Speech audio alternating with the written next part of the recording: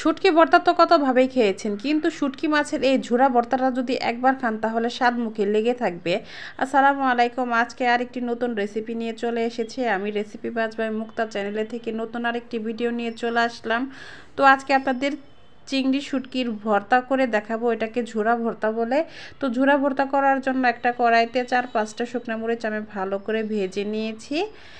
ভেজে নেওয়া হয়ে গেলে এ পর্যায়ে আমি এখানে চিংড়ির শুটকি দিয়ে অল্প আঁচে বেশ কিছুক্ষণ মচমচে করে ভেজে নেব। চিংড়ির শুটকিগুলো কিন্তু হাতে বানানো, এগুলো কিন্তু ময়লা ওইরকম নেই। এই যে গুঁড়া গুঁড়া দেখতে পাচ্ছেন, এগুলো কিন্তু কোনো সমস্যা নেই, একেবারে ফ্রেশ আছে।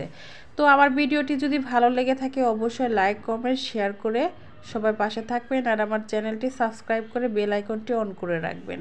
তো বেশ কিছুক্ষণ নাড়াচাড়া করার পরে কিন্তু চিংড়ির শুটকির কালারটা কিন্তু একেবারে চেঞ্জ হয়ে গেছে, কালারটা একটু লালচে হয়ে এসেছে। আমি হাত দিয়ে যখন এরকম করে চাপ দিলে এটা একেবারে গুঁড়ো হয়ে যাবে, বুঝে নিতে হবে যে এগুলো ভাজা হয়ে গেছে।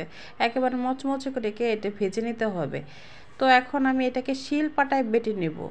এই ভর্তাটা শিলপাটা করলেই বেশি ভালো লাগে। তো প্রথমে আমি মরিচ নিয়ে নিয়েছি, এখন এখানে 4-5টার মতো মরিচ দিয়ে দিয়েছি। এখন এখানে পরিমাণ মতো লবণ দিয়ে দিতে হবে, দিয়ে এটাকে ভালো করে বেটে নিতে হবে।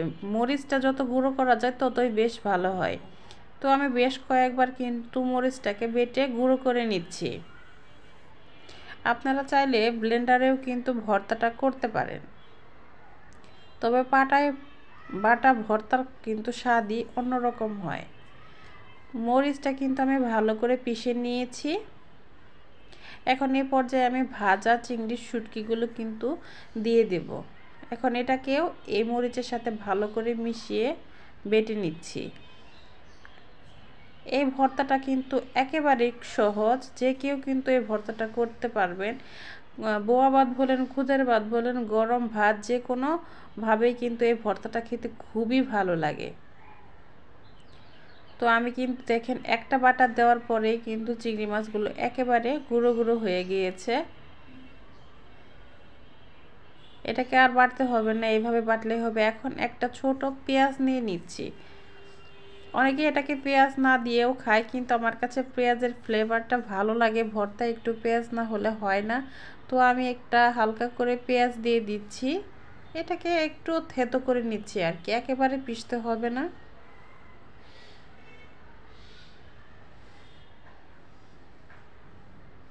পেঁয়াজ কিন্তু আমার পিষা হয়ে গেছে। এখন এই পেঁয়াজের সাথে ভালো করে শুটকিটাকে মিশিয়ে নিতে হবে। এই ভর্তাটা একটু ঝাল ঝাল খেতে বেশি ভালো লাগে। আমি একটু শুকনো মরিচের ঝাল দিয়ে এটা করেছি, আপনারাও এইভাবে করে খেতে পারেন। তো আমি হাতের সাহায্যে একটু মিশিয়ে নিচ্ছি। এই ভর্তাটাতে কিন্তু আমি একটু সরিষার তেলও দিয়ে দিব। ভর্তা বলতে সরিষার তেল আর পেঁয়াজ না হলে কিন্তু ভর্তা অসম্পূর্ণ থাকে। তবে এখানে কোনো রসুনের ইউজ আমি করিনি, রসুন ব্যবহার করতে হয় না এই ভর্তায়। তো আমি একটু পরিমাণ মতো সরিষার তেল দিয়ে এটাকে মেখে নিব।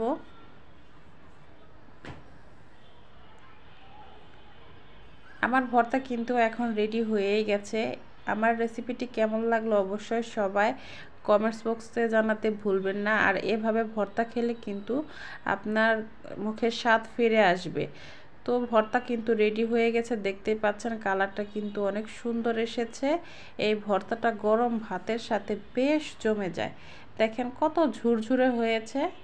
আমি আপনাদের দেখার সুবিধাতে দেখেন দেখিয়ে দিচ্ছি, অনেক ঝুরঝুরে হয়েছে এই ভর্তাটা। এই ঝোড়া ভর্তা খেতে কিন্তু খুবই ভালো লাগে। সবাইকে অসংখ্য অসংখ্য ধন্যবাদ।